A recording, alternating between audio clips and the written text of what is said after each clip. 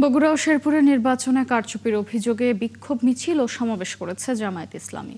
শুক্রবার বাইতুল মোকাররম মসজিদের উত্তর গেটে হওয়া ওই সমাবেশে দলটির নেতারা বলেন, গণভোটের রায় বাস্তবায়ন ছাড়া ফ্যাসিবাদ থেকে মুক্তি মিলবে না। আর জামায়াত সেক্রেটারির দাবি, শেরপুর ও বগুড়ার নির্বাচন প্রমাণ করে দলীয় সরকারের অধীনে সুষ্ঠু নির্বাচন সম্ভব নয়। আরও জানাচ্ছেন সাইদুজ্জামান সাকিব। শেরপুর ও বগুড়ার দুইটি আসনে ফল বাতিল করে পুনর্নির্বাচন এবং গণভোটের রায় বাস্তবায়নের দাবিতে রাজধানীতে জামায়াতের বিক্ষোভ মিছিল। শুক্রবার দুপুরে মিছিলটি জাতীয় মসজিদ বাইতুল মোকাররম প্রাঙ্গণ থেকে শুরু হয়ে পল্টন মোড়, বিজয়নগর হয়ে কাকরাইলে শেষ হয়। এর আগে সমাবেশে জামায়াত নেতারা জানান, দুটি আসনে নির্বাচনের মাধ্যমে আওয়ামী সংস্কৃতির পুনর্জন্ম হয়েছে। দেড় যুগ ধরে ভালোবাসার নিড়ে এসিআই পিওর সল্ট। আমরা বলবো, আপনারা ওই ফ্যাসিবাদের চরিত্র প্রত্যাখ্যান করুন।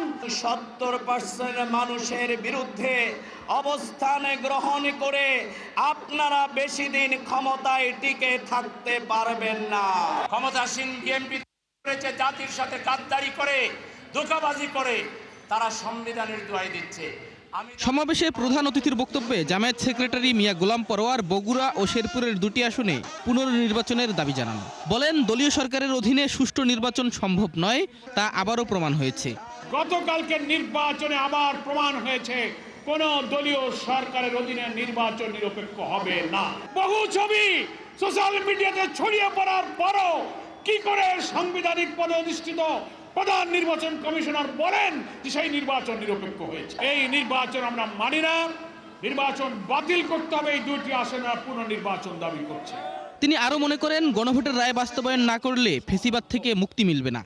আমরা এই সংকটকে রাজপথে নিতে চাইনি, কিন্তু আপনি যখন আইন করে গণভোট বাতিল করেন, গুমেন আইন বাতিল করেন, মানবাধিকার বাতিল করেন, রাষ্ট্রপতির আদেশ মানেন না, আমাদের আর কোনো উপায় নেই। জনগণ আমাদেরকে ভোট দিয়ে 5 কোটি ভোট দিয়ে জুলাই সনদের যে রায় দিয়েছে, সেই জনগণের কাছে যাওয়া ছাড়া আমাদের কোনো পথ নাই। বিএনপি সরকার যে পথে আগাচ্ছেন, এই পথ হচ্ছে আপনাদের জন্য সর্বনাশা, অপরিণামদর্শী পথে আপনারা হাঁটতে চলেছেন। আপনাদের এখনো সময় আছে, আপনারা ফিরে আসুন।